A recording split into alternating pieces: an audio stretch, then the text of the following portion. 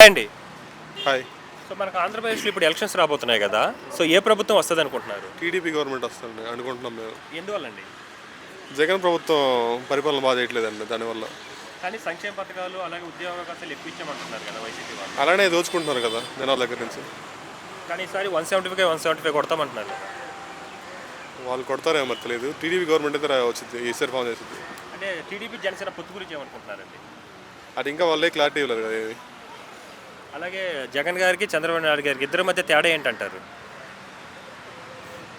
జగన్ అంటే కొత్త నాయకుడు అతనికేం తెలియదు. చంద్రబాబుకి అనుభవం ఎక్కువ. ప్రభుత్వ రాష్ట్రానికి ఏదైనా చేయగలుగుతాడు అని. అండి. హాయ్. సో మనకు ఆంధ్రప్రదేశ్‌లో ఇప్పుడు ఎలక్షన్స్ రాబోతున్నాయి గదా! సో ఏ ప్రభుత్వం వస్తదనుకుంటున్నారు? టీడీపీ గవర్నమెంట్ వస్తుంది అనుకుంటున్నాం మేము. ఎందువల్లండి? జగన్ ప్రభుత్వం పరిపాలన బాగా చేయట్లేదండి దానివల్ల. కానీ సంక్షేమ పథకాలు అలాగే ఉద్యోగావకాశాలు ఎక్కువ ఇచ్చామంటున్నారు కదా వైసీపీ వాళ్ళు. అలానే దోచుకుంటున్నారు కదా జనాల దగ్గర నుంచి. కానీ ఈసారి 175 కొడతామంటున్నారు కదా! వాళ్ళు కొడతారేమో మరి తెలియదు. టీడీపీ గవర్నమెంట్ అయితే వచ్చింది ఈసారి ఫామ్ చేసింది. అంటే టీడీపీ, జనసేన పొత్తు గురించి ఏమనుకుంటున్నారండి?